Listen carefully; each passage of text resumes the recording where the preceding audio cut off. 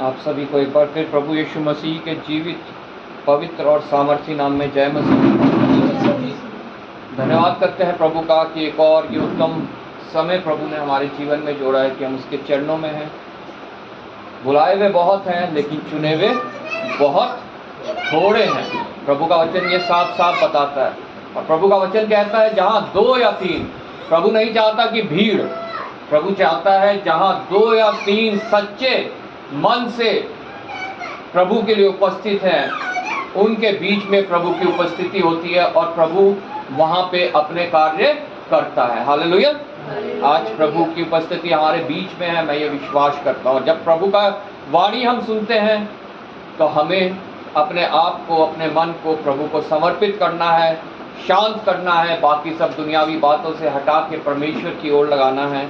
तभी जब हम प्रभु की वाणी को सुन सकते हैं। हम इसमें जो लिखा है ये हम पढ़ेंगे, हम ये तो सुन लेंगे, लेकिन जो प्रभु अपनी वाणी हमें सुनाना चाहता है इसके द्वारा वो हम नहीं सुन पाएंगे अगर हमारा मन विचलित है, शांत नहीं है, इधर उधर की बातों में लगा हुआ है, तो हम कभी भी प्रभु की वाणी को सुन नहीं पाएंगे। उसकी वाणी सुनने के लिए हमें अपने आप को तैयार करना बहुत आवश्यक है, तभी जाके हम उसकी वाणी को सुन पाते हैं। और जब उसकी वाणी को हम सुनते हैं तो वो हमसे बातचीत करता है और हमारे को कायल करता है, कन्विक्ट करता है और हमारे जीवन से उन बातों को दूर करने में सहायक होता है जो उसकी विरोध की हमारे जीवन में बातें पाई जाती हैं। आज हमने बाइबल रीडिंग में पढ़ा योएल की पुस्तक, उसका 2 अध्याय, और जो उसकी मेमोरी वर्स थी वो हम पढ़ेंगे 28 से लेकर हम आखिर तक 32 तक हम पढ़ेंगे। उन बातों के बाद मैं सब प्राणियों पर अपना आत्मा उंडेलूंगा। तुम्हारे बेटे बेटियां भविष्यवाणी करेंगी और तुम्हारे पुरनिये स्वप्न देखेंगे और तुम्हारे जवान दर्शन देखेंगे। तुम्हारे दास और दासियों पर भी मैं उन दिनों में अपना आत्मा उंडेलूंगा।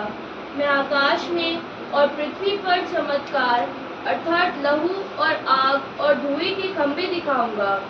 यहोवा के उस बड़े और भयानक दिन के आने से पहले सूर्य अंधियारा होगा और चंद्रमा रक्त सा हो जाएगा। उस समय जो कोई यहोवा से प्रार्थना करेगा वह छुटकारा पाएगा और यहोवा के वचन के अनुसार सिय्योन पर्वत पर और यरूशलेम में जिन बचे हुओं को यहोवा बुलाएगा वह उद्धार पाएंगे। आइए प्रार्थना करें। धन्यवाद पिता परमेश्वर, धन्यवाद करते हैं प्रभु तेरे वचन के पढ़े और सुने जाने के लिए प्रभु।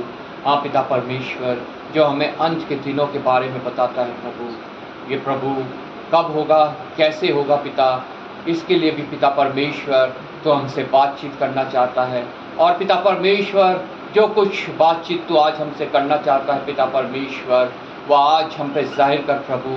ये वचन पिता परमेश्वर हमारे जीवन में जब आए प्रभु, ये हमारे जीवन में परिवर्तन लाएं और पिता परमेश्वर हम तेरे निकट आएँ। और उस दिन के भी पिता परमेश्वर, जो पिता परमेश्वर जिसका जिक्र तूने यहाँ किया है, अपने आप को उस दिन के लिए तैयार करे प्रभु। आए हुए प्रत्येक जन को तेरे हाथों में सौंपता हूँ। हृदय की भूमि को तैयार करना कि जब वचन का बीज पड़े तो वो नाश ना हो बल्कि बहुत सफल लाए प्रभु।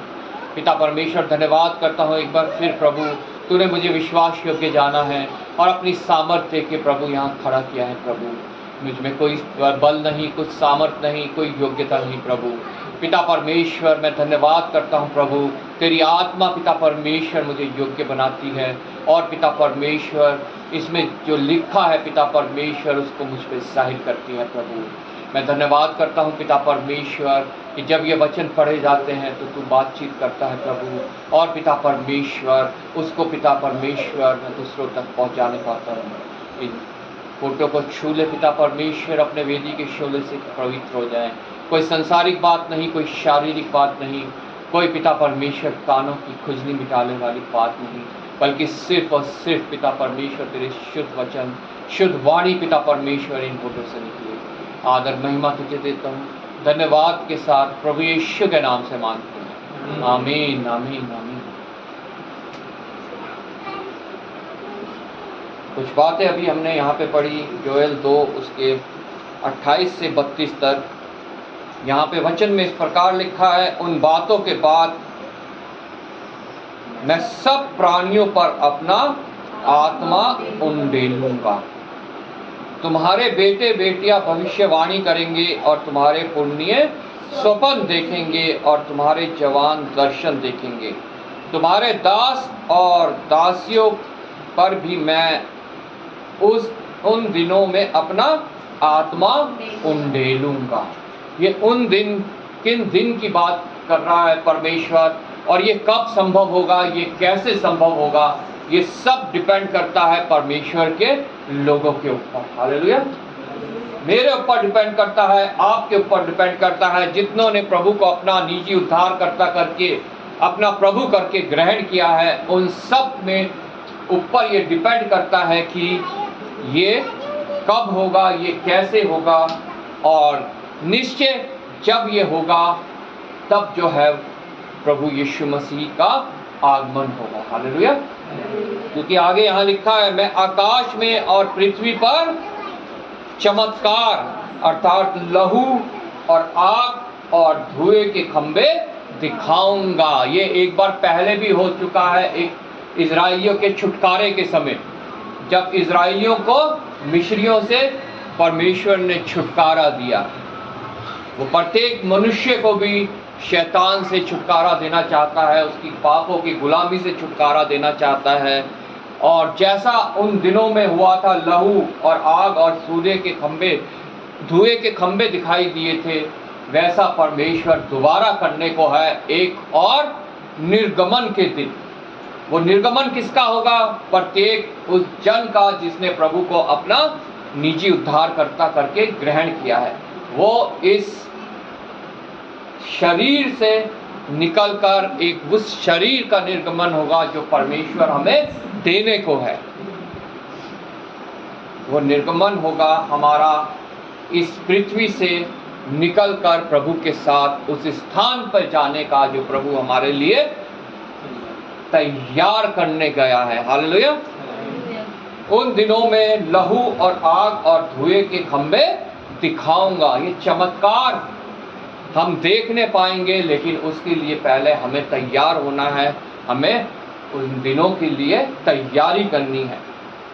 यहोवा के उस बड़े और भयानक दिनों में आने से पहले सूर्य अंधियारा होगा और चंद्रमा रक्त सा हो जाएगा। और जितनी बातें इस पवित्र वचन में लिखी है, ये निश्चय पूरी होंगी, चाहे हम उस समय इस देह में, इस पृथ्वी पे हो, या इस देह को हम छोड़ चुके हो, लेकिन ये बातें निश्चय पूरी होंगी। और ये बातें मनुष्यों के लिए लिखी गई हैं, वो ये बातें देखने पाएंगे। हालेलुया।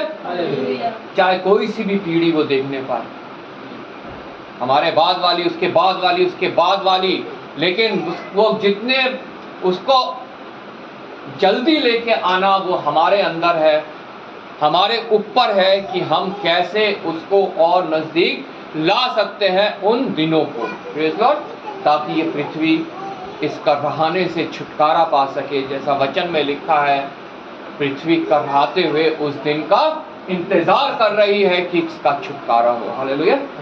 इस पृथ्वी को भी उस श्राप से छुटकारा मिले जब आदम और हवा ने पाप किया, और ये पृथ्वी उस पाप के द्वारा श्रापित हो गई और इस पृथ्वी पे मृत्यु आ गई। हालेलुया। यहोवा के उस बड़े और भयानक दिनों के आने से पहले सूर्य अंधियारा होगा और चंद्रमा रक्त सा हो जाएगा। उस समय जो कोई यहोवा से प्रार्थना करेगा वह छुटकारा पाएगा। हालेलुया। उस यहोवा से प्रार्थना करेगा मतलब प्रभु यीशु मसीह को ग्रहण करेगा। छुटकारा सिर्फ प्रभु यीशु मसीह के द्वारा है। प्रेरितों के काम 4:12 में लिखा है, आकाश के नीचे मनुष्यों के बीच में उद्धार के लिए, छुटकारे के लिए सिर्फ और सिर्फ एक नाम दिया गया है, और वो है प्रभु यीशु मसीह। हालेलुया। जो प्रभु यीशु मसीह को ग्रहण करेगा वो छुटकारे को पाएगा।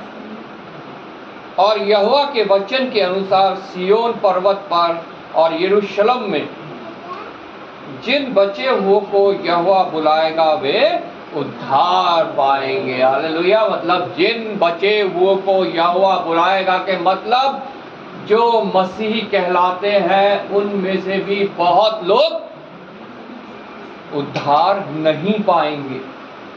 उद्धार सिर्फ वो पाएगा जो प्रभु यीशु मसीह को पूरे रीति से, पूरे हृदय से, पूरे प्राण से, पूरी आत्मा से, पूरे प्रेम के साथ जो है वो ग्रहण करेगा और उससे प्रेम करेगा। हालेलुया।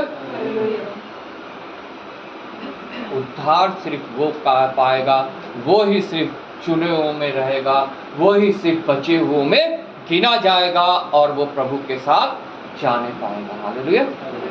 नहीं तो वो भी और लोगों की तरह रह जाएगा जिन्होंने प्रभु यीशु मसीह को ग्रहण नहीं किया है। जिन्होंने प्रभु यीशु मसीह को ग्रहण नहीं किया और उनके बीच जिन्होंने प्रभु को ग्रहण तो किया है लेकिन पूर्ण समर्पण नहीं किया, आधे मन आदि हृदय से उसको ग्रहण किया है, दो नाव पे पैर रख के चल रहे हैं, वो और जिन्होंने नहीं ग्रहण किया है वो एक समान है। उनमें कोई अंतर नहीं। वो भी रह जाएंगे और वो भी रह जाएंगे। जाएंगे सिर्फ चुने हुए, बचे हुए। हालेलुया। वो उद्धार पाएंगे जो चुने हुए हैं, जो बचे हुए हैं। इसलिए प्रभु का वचन कहता है कि बुलाए हुए तो बहुत है लेकिन चुने हुए बहुत थोड़े हैं। हालेलुया। अब हमें निर्णय लेना है, हमने थोड़ों में रहना है कि हमने बहुतों में रहना है। जो वो थोड़े हैं चुने हुए वो प्रभु के साथ जाएंगे और जो वो बहुत हैं, जो बुलाए गए लेकिन चुने नहीं गए, वो उन्हीं लोगों की तरह उनका अंत होएगा जिन्होंने प्रभु यीशु मसीह को ग्रहण नहीं किया है। हालेलुया। इसलिए हमें अपने आप को जांचना है, अपने आप को देखना है और ये सब करने के लिए हमें कुछ करना भी आवश्यक है ताकि ये बातें हमारे ऊपर लागू हों, ये बातें हमारे जीवन में जगह पाएं, हमारे जीवन के द्वारा ये जो है सब देखा जाए और हम लोग जो है इन चमत्कारों को देखने पाएं, अपने उद्धार को देखने पाएं। हालेलुया। जब हम 12वीं आयत से पढ़ते हैं दूसरे अध्याय के योएल की, यहाँ लिखा है तो भी यहोवा की यह वाणी है, अभी भी सुनो, उस उपवास के साथ रोते पीटते अपने पूरे मन से फिर कर मेरे पास आओ।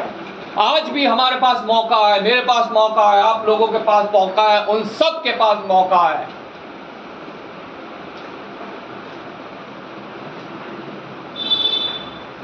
आज भी हमारा परमेश्वर हमसे बोल रहा है कि तुम पूरे मन से फिर कर मेरे पास आओ।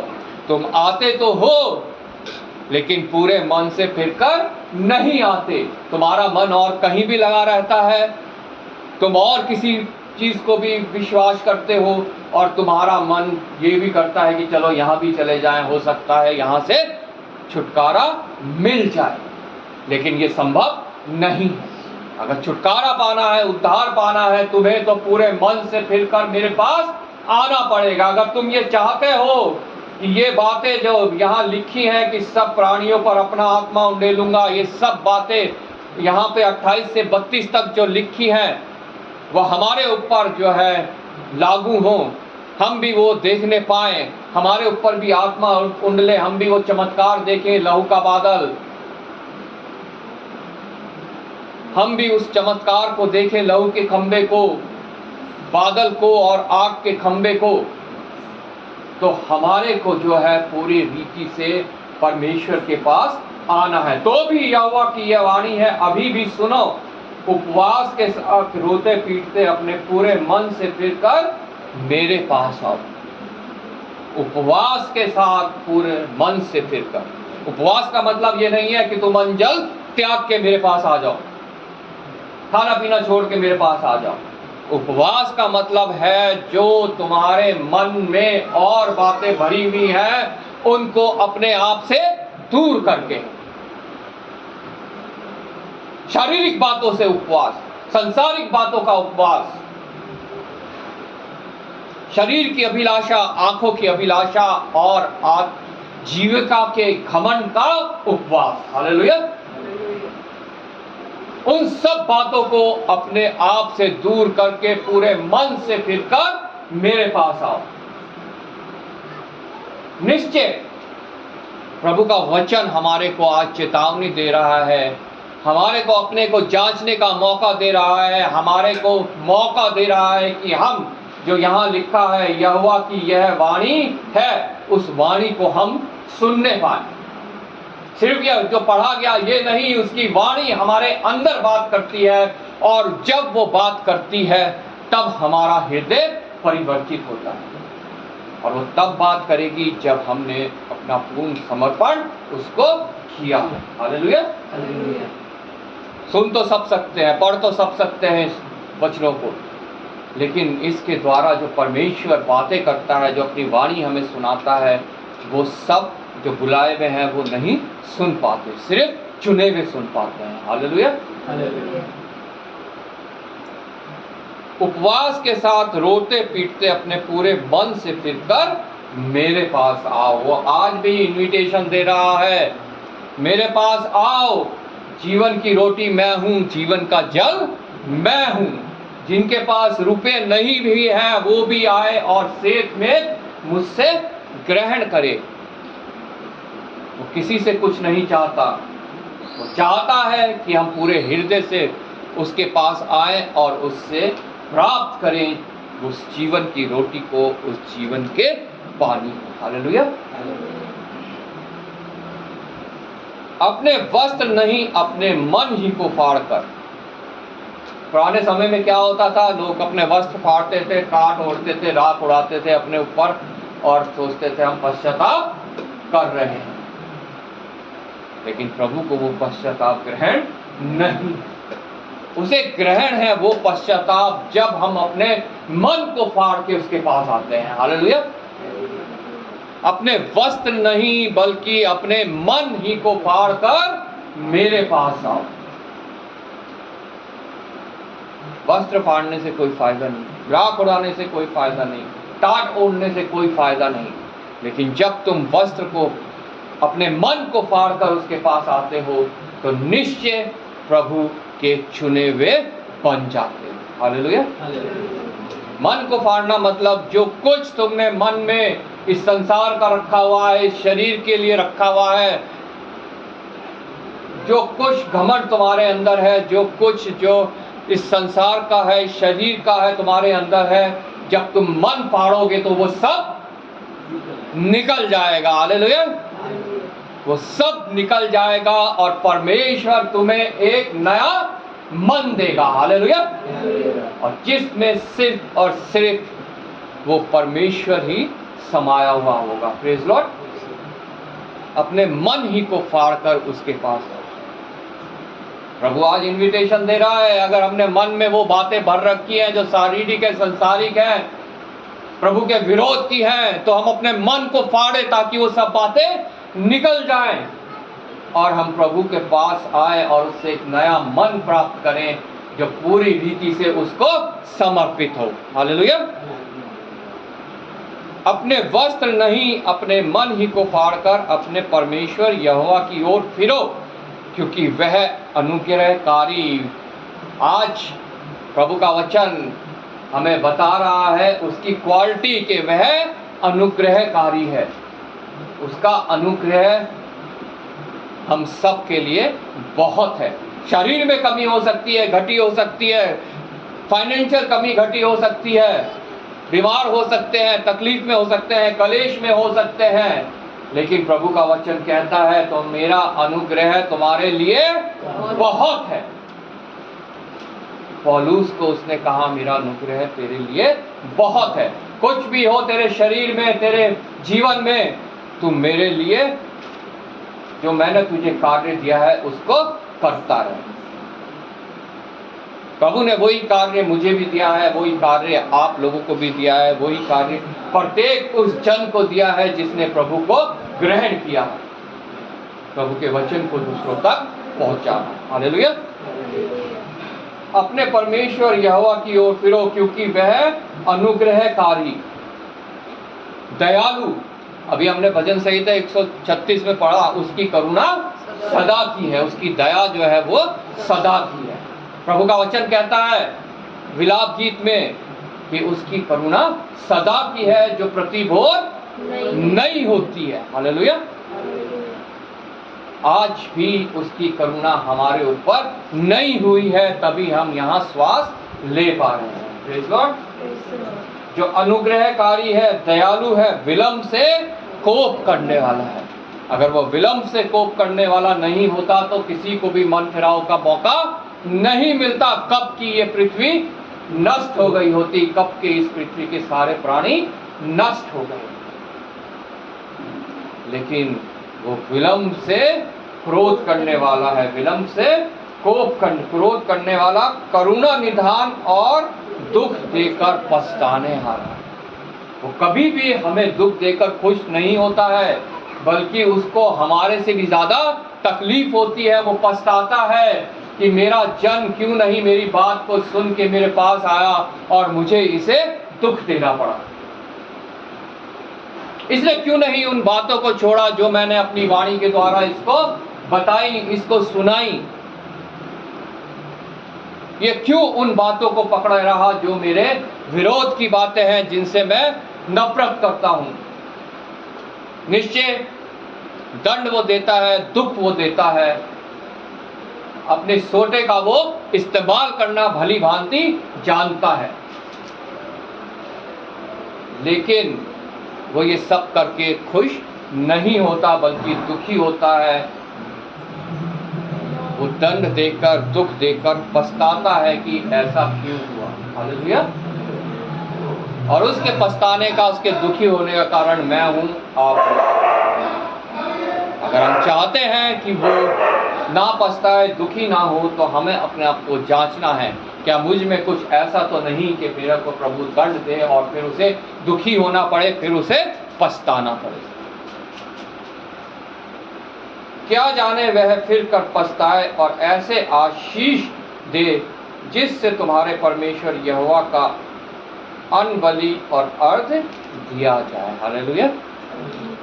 वो हमें एक ऐसी आशीष देने को, और वो आशीष ये है 28 से 32 तक। वो आशीष ये नहीं है कि हमें बंगला मिल जाए, हमें गाड़ी मिल जाए, हमारा शरीर चंगाई पा जाए, हमारे फाइनेंशियल कंडीशन सुधर जाए।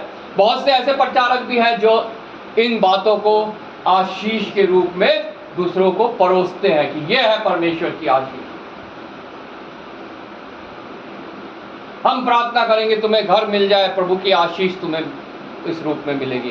गाड़ी मिल जाए, प्रभु की आशीष तुम्हें इस रूप में मिलेगी। तुम्हारा बैंक बैलेंस बढ़ जाएगा, तुम्हारे को आशीष इस रूप में मिलेगी। अपने क्रेडिट कार्ड हाथ में निकाल लो, अपने डेबिट कार्ड हाथ में निकाल लो, हम प्रार्थना करेंगे तुम्हारा बैंक बैलेंस अपने आप बढ़ जाएगा। सब अंधकार की बातें, सब प्रभु के विरोध की बातें। अब जो उनके पास जाते हैं वो सिर्फ बुलाए हुए हैं, वो चुने हुए कदापि नहीं है। आशीष ये है जो 28 से 32 तक अभी हमने पढ़ी। आत्मा उंडेली जाएगी हमारे ऊपर। हम उन चिन्हों को, चमत्कारों को देखने पाएंगे जो अंत के दिनों में होंगे।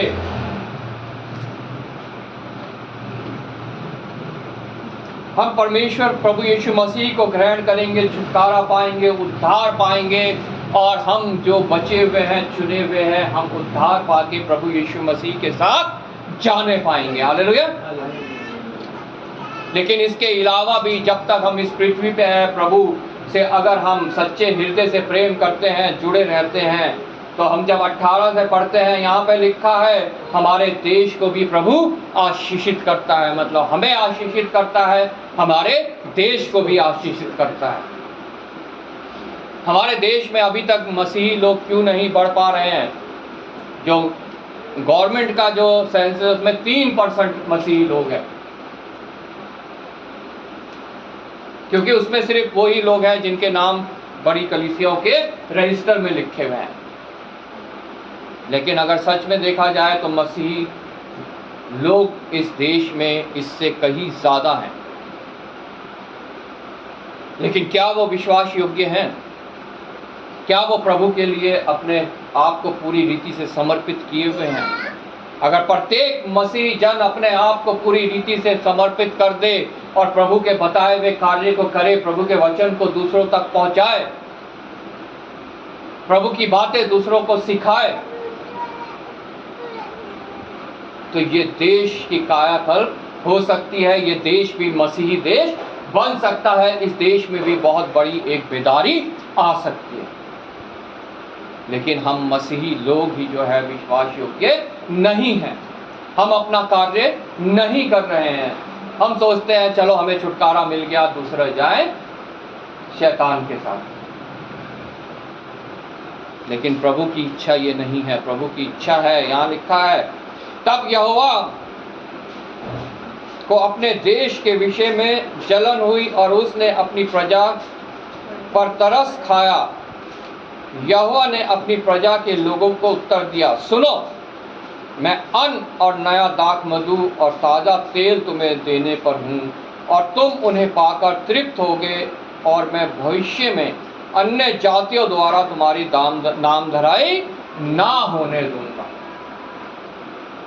कमी हम में है, कमजोरी हम में है, और नामधराई जो मसीही लोगों की होती है वो मसीही लोगों के वजह से ही होती है। अल्प विश्वासी होने की वजह से, अविश्वासी होने की वजह से, दो नाव पे पैर रख के चलने की वजह से, वो पूरे हृदय से, पूरे मन से जो है उपवास के साथ रोते पीटते हुए परमेश्वर के पास नहीं आते हैं। अपनी सहूलियत से, अपने समय से वो प्रभु के पास आते हैं। कलीसिया में आते हैं कि वहाँ पे उनका नाम रजिस्टर में लिखा जाए और कलीसिया से जो फायदे मिलने हैं, शादी का, मृत्यु के बाद दफनाने का, या बच्चों के लिए कोई लेटर, कोई सर्टिफिकेट, एडमिशन स्कूल में, नौकरी मिशन में, इस वजह से जो है वो कलीसिया में उपस्थित होते हैं। परमेश्वर के डर से नहीं, पादरी के डर से, कि पादरी कहीं हमारा नाम रजिस्टर से कटवा ना दे और हम उस सब फायदों से रह जाए जो हमें इस संसार में कलीसिया के द्वारा मिलने हैं। वो उस बड़े फायदे के ऊपर ध्यान नहीं करते जो हमें प्रभु के पास पूरे उपवास के साथ रोते पीटते अपने पूरे मन से फिर कर आने पे हमारे को मिलना है। वो ताज, वो मुकुट जो कभी मुरझाएगा नहीं, कभी खराब नहीं होगा। वो स्थान जो परमेश्वर प्रभु यीशु मसीह हमारे लिए तैयार करने गया है, बाहें फैलाए हमारा इंतजार कर रहा है। आ मेरे बेटे, आ मेरी बेटी, मैं और तुम उन्हें पाकर तृप्त होगे, और मैं भविष्य में अन्य जातियों द्वारा तुम्हारी नामधराई ना करवाऊंगा। अगर हम विश्वास योग्य बन जाए तो हमारी नामधराई कोई भी नहीं कर सकता। मसीही लोगों को बदनाम कोई भी नहीं कर सकता। लेकिन आज क्या है, कोई मसीही किसी ठेके पे दारू की लाइन पे खड़ा है, कोई नाली के किनारे पी के पड़ा हुआ है। गाना बना था, माइकल दारू पी के दंगा करता है।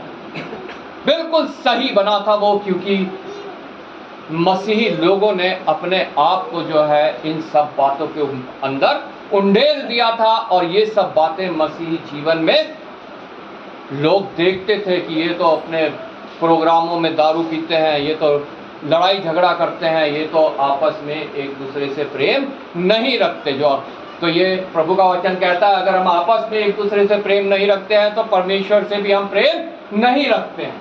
अगर हम उससे प्रेम रखते हैं तो निश्चय हम आपस में भी एक दूसरे से प्रेम रखेंगे। हालेलुया। माइकल दारू पी के दंगा करता है, जबकि होना चाहिए था माइकल बाइबल पढ़ के प्रार्थना करता है। हालेलुया। जो प्रार्थना करेगा उस समय वह उद्धार पाएगा, वह छुटकारा पाएगा। माइकल बाइबल पढ़कर प्रार्थना करता है अपने लिए, अपने परिवार के लिए, अपने शहर के लिए, अपने देश के लिए। हालेलुया। प्रत्येक उस जन के लिए जिसने अभी तक प्रभु यीशु मसीह को ग्रहण नहीं किया है। हमें आज जांचना है कि हमने कौन सा माइकल बनना है, जो दारू पी के दंगा करता है या जो बाइबल पढ़ के प्रार्थना करता है। Praise Lord. आगे जब हम पढ़ते हैं और बहुत सी आशीषें लिखी है, मैं उत्तर की ओर से आई भी, वो सारी हमारे ऊपर जो सेनाएं आती हैं, जो शैतान की ओर से सेना हमारे ऊपर अटैक करती है, वो उन सब से हमारे को छुटकारा देगा अगर हम पूरी रीति से उसके पास आएंगे। लिखा 21 आयत है, हे देश तू मत डर, तू मगन हो और आनंद कर, क्योंकि यहोवा ने बड़े बड़े काम किए हैं। हालेलुया। हे मैदान के पशुओं मत डरो, क्योंकि जंगल में चराई उगेंगी और वृक्ष फलने लगेंगे और अंजीर का वृक्ष और दाख लता अपना बल दिखाने लगेंगे। वो जंगल के पशुओं को भी चराइयों का वादा कर रहा है, तो हम तो मनुष्य हैं, उसके हाथ की बनाई भी उत्कृष्ट सृष्टि। सोचिए, जांचिए अपने आप को। तब कलियान अन्न से भर जाएंगे और रस कुंड नए दाख मधु और ताजे तेल से उमड़ेगा।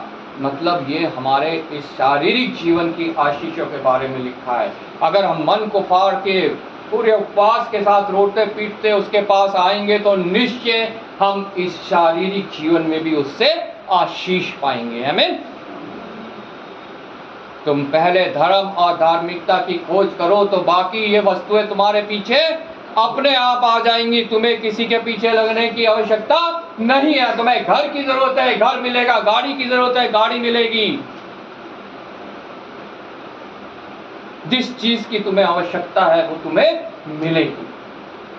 हाँ, अगर नहीं है आवश्यकता उस समय, परमेश्वर को नहीं लगता इसे इस समय आवश्यकता नहीं है, इसे गाड़ी की नहीं साइकिल की आवश्यकता है, तो तुम्हें साइकिल मिलेगी। लेकिन वो आवश्यकता की चीज तुम्हें निश्चय मिलेगी अगर तुम प्रभु के पास अपने पूरे मन से आओगे। हालेलुया। 26 आयत से लिखा है, तुम पेट भरकर खाओगे। इससे ज्यादा और क्या चाहिए? इजराइलियों को पेट भरकर परमेश्वर ने मन्ना बरसाया। प्रतिदिन का मन्ना वो देता था। आज हमें भी वो यही कह रहा है कि तुम प्रतिदिन पेट भर के खाने पाओगे। कल तुम्हारा नहीं, कल की चिंता तुम्हारी नहीं। कल अगर मैं तुम्हें दूंगा तो मैं वहां फिर उपस्थित होऊंगा और तुम फिर पेट भर के खाने पाओगे। हालेलुया। और तृप्त होगे और अपने परमेश्वर यहोवा के नाम की स्तुति करोगे, जिसने तुम्हारे लिए आश्चर्य के काम किए हैं। मेरी प्रजा की आशा फिर कभी ना टूटेगी। तब तुम जानोगे कि मैं इज़राइल के बीच में हूँ और मैं यहोवा तुम्हारा परमेश्वर हूँ और कोई दूसरा नहीं है। अभी हमारे देश में 33 करोड़ देवी देवताओं को लोग मानते हैं कि ये परमेश्वर है, लेकिन प्रभु का वचन साफ साफ कह रहा है कि कोई दूसरा परमेश्वर नहीं है। हालेलुया। तब तुम जानोगे कि मैं इज़राइल के बीच में हूँ और मैं यहोवा तुम्हारा परमेश्वर हूँ और कोई दूसरा नहीं है। मेरी प्रजा की आशा फिर कभी ना टूटेगी। वो कब नहीं टूटेगी? जब हम पूरे हृदय से प्रभु को ग्रहण करेंगे, उसके पास आएंगे। और तब जो हमने आगे पढ़ा 28 से 32, वो हमारे जीवन में बीतने पाएगा, वो हमारे जीवन में नजर आने पाएगा, वो हमारे जीवन में हम उसको महसूस करने पाएंगे, देखने पाएंगे। उस आत्मा को हम अपने हृदय में जगह देने पाएंगे जो हमारे ऊपर परमेश्वर उंडेलेगा या उंडेल चुका है। और हम उस चमत्कारों को देखने पाएंगे जो छुटकारे के चमत्कार हैं। हालेलुया। जो शारीरिक जीवन के नहीं, छुटकारे के चमत्कार हैं, हमारे आत्मा के छुटकारे के। हालेलुया। जो शैतान के बंधनों में बंधी हुई है, प्रत्येक मनुष्य की आत्मा के छुटकारों के चमत्कार, उनको हम देखने पाएंगे। और लिखा है फिर जब हम प्रार्थना करेंगे तो हम छुटकारा पाएंगे और जो बचे रहेंगे वो उद्धार पाएंगे और प्रभु यीशु मसीह के साथ जाने पाएंगे। हालेलुया। जो अंत तक धीरज धरे रहेगा वो छुटकारा पाएगा। Praise Lord. प्रभु आपको इस वचन के द्वारा आशीष दे। हम सब